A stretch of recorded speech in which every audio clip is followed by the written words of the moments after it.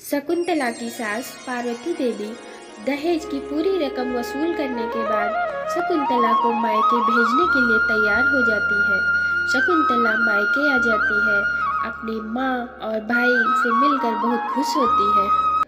अपनी सहेलियों के साथ कजरी का त्योहार मनाती है। शकुंतला अपने मन में कुछ छुपाती है। उसके माँ बाप बार बार उसको पूछते हैं, लेकिन वह बताने को तैयार नहीं होती, क्योंकि शकुंतला की सास ने शकुंतला के मुंह पे ताला लगा के भेजा था और यह कहा था कि अगर यहाँ की कोई बात अपने मायके में बताई तो मैं तुझे जिंदा गाड़ दूंगी।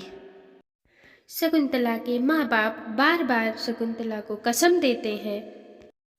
सूरज बाहर एक नाचने गाने वाली लड़की के प्यार में फंस जाता है। सूरज, जो तुमने 5,000 रुपए का पेड़ लगाया था, अब वो फल देने वाला हो गया है। बाकी एक समस्या खड़ी हो गई है कैसी समस्या? कि मेरा कहीं प्रोग्राम होता है तो मुझे यहाँ से वहाँ जाने में दिक्कत होती है। उसके लिए मुझे एक गाड़ी लेनी है। अरे बुलबुल रानी, अगर तुम सेकेंड हैंड भी लोगी तब भी 1 लाख की पड़ेगी। पर ये 1 लाख रुपए आएंगे कहाँ से? अरे बुलबुल रानी, हमारे सूरज बाबू है ना, जिन्होंने 5,000 रुपए का इंतजाम किया, वो 1 लाख रुपए का भी इंतजाम कर सकते हैं। सूरज अपने घर आ जाता है और अपनी माताजी से इस विषय में बात करता है। माँ, हम एक बिजनेस करना चाहते हैं ट्रांसपोर्ट का, जिसके लिए हमें 1 लाख रुपए की जरूरत है। अरे वाह वाह वाह, राम का नाम लो भांजे, ये तो बहुत अच्छा धंधा है। इसके लिए हमने एक गाड़ी देखी है माँ, बस 1 लाख रुपए चाहिए उसके लिए। हाँ, 1 लाख रुपया? इतना पैसा कहाँ से आए मनोहर? दीदी, लगता है मेरे दिमाग का कनेक्शन हट गया है क्या? थोड़ा मुरब्बा उरब्बा खिलाओ तो शायद कनेक्शन जुड़ जाए, तो मेरा दिमाग काम करने लगे। पार्वती देवी कुछ पैसे निकाल कर अपने भाई को दे देती हैं। ये ले। दीदी, रुपया ऐसी चीज ही है, जिसके हाथ में आती है उसके दिमाग का कनेक्शन जुड़ जाता है और दिमाग एकदम रेल की पटरी पर दौड़ती हुई गाड़ी की तरह काम करने लगता है। दीदी, ऐसा जुगाड़ बताएंगे ना, समझो कि 1 लाख रुपए तुम्हारे सामने रखा है, बस तुम देखती जाओ। अरे वाह मामा, मामा हो तो तुम्हारे जैसा, आप हमारा कितना ख्याल रखते हैं। अरे भांजे, तुम्हारा ख्याल हम नहीं रखेंगे तो कौन रखेगा राम का नाम लेके? फिर एक दिन सूरज के मामा शकुंतला के मायके पहुंच जाते हैं। क्या? 1 लाख रुपए? इतना पैसा हम कहाँ से पूरा करेंगे मनोहर भैया? तो सोच लो मास्टर, शादी में तुमने लड़के को एक बुलेट भी नहीं दिया, अब राम का नाम लेके लड़का जिद करके बैठा है और कह रहा है कि हम मारुति सुजुकी ही लेंगे। अब मास्टर साहब, दामाद की इतनी छोटी सी मांग नहीं पूरी करोगे तो भाई भगवान ही जाने क्या होगा।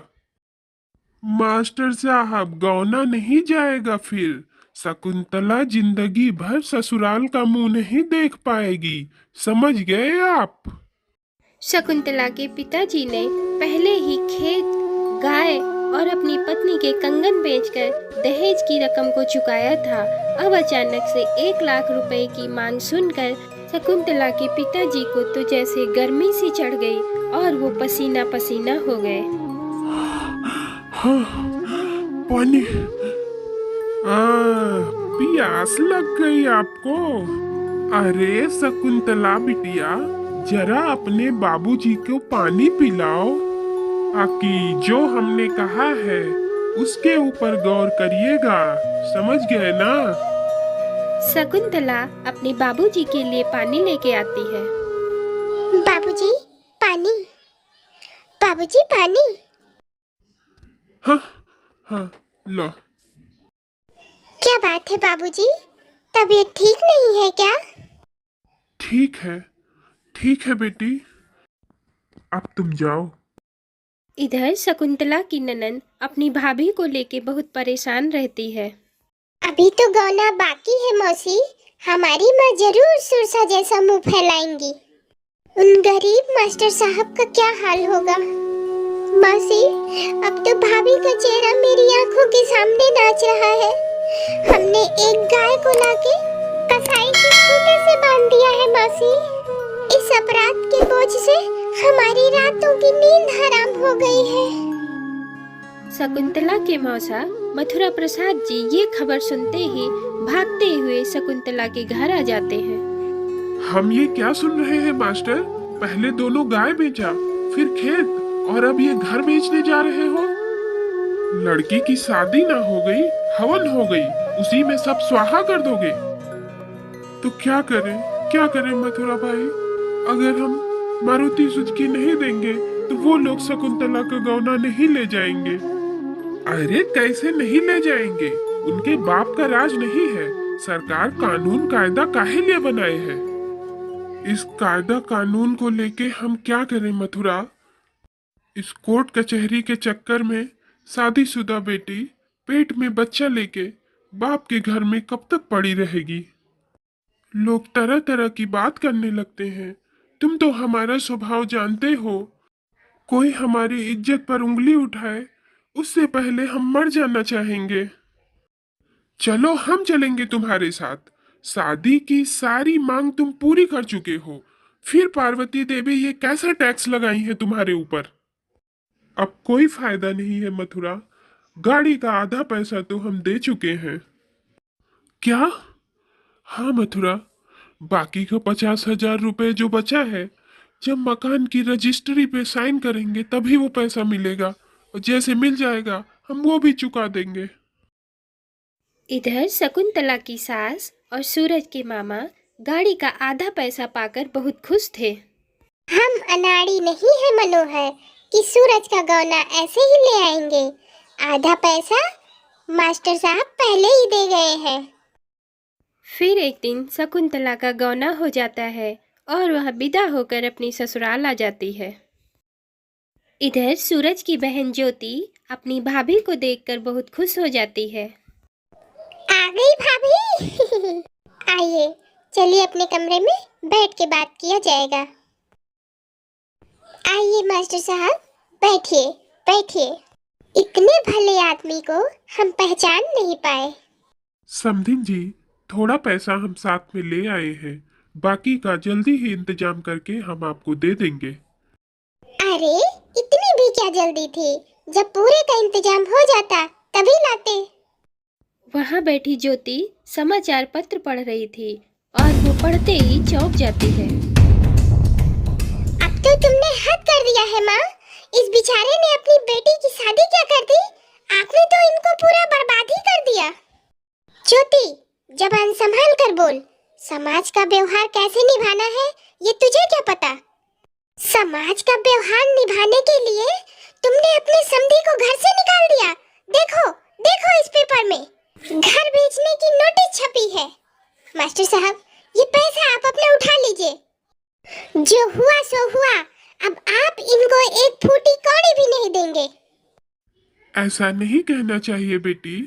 अरे ये तो गौने का नेग है। हम अपनी खुशी से दे रहे हैं।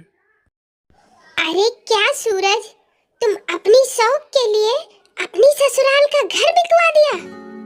राम राम राम, तुम्हें शर्म भी नहीं आती? शर्म तो तुम्हें आनी चाहिए। तुम हमारी खुशी नहीं देखना चाहती हो, ऊपर से हमारे घर में हमारे ससुर के सामने हमारी इज्जत उतार रही हो। अरे, तुम मर्द हो तो अपने पुरुषार्थ पर, अपने कमाई पर बिजनेस करके दिखाओ। अरे, तुम्हारी फरमाइश को पूरा करते करते ये लोग तो कंगाल हो गए। बकवास बंद कर ज्योति। ये सब देकर मास्टर साहब हमारे ऊपर कोई एहसान कर रहे हैं क्या? इनकी बेटी को हमने अपने घर में शरण दी है। छी माँ, इतना छोटा विचार है तुम्हारा। तुम अपनी बहू को, इस घर की लक्ष्मी को इस निगाह से देखती हो। अब तो हमें आपकी बेटी बताने में शर्म आ रही है। ज्योति बिटिया, ले दे के हमारी एक ही तो बेटी है। उसके संसार में सुख का सागर हिलोरा मारे, यही हमारा अरमान है। हमारी चिंता मत करो बेटी। मास्टर चाचा, हम तुम्हारी हालत देखे हैं। माँ, अगर तुम्हारे अंदर जरा भी इंसानियत है तो इनका पैसा लौटा दीजिए। ज्योति, हमारे घर में आए हुए धन को लौटाने की रीति नहीं है, तो तुम्हें अपने घर की ये रीति को तोड़ना पड़ेगा। माँ, हम तुम्हें ये पैसा कभी नहीं लेने देंगे। माँ, एक गरीब मास्टर को खून के आंसू रुला के तुम कभी सुख नहीं पाओगी। माँ, कभी सुख नहीं पाओगी। हम कह रहे हैं, लौटा दो ये पैसा। हम बड़े अरमान से अपनी शकुंतला का गौना किए हैं। अरे ये तो हमारा ही भाग्य है कि बड़े अरमान से हमारे दामाद ने हमसे कुछ मांगा है और हम उनको दे पा रहे हैं। इस पुण्य से हमें वंचित मत करो बेटी। माँ, एक बात सुन लीजिए, भाभी हमारी अपनी बहन है। अगर किसी बात का गुस्सा भाभी के ऊपर उतारने की कोशिश की तो हम तुम्हें नहीं छोड़ेंगे। इतना कहकर ज्योति वहां से चली जाती है।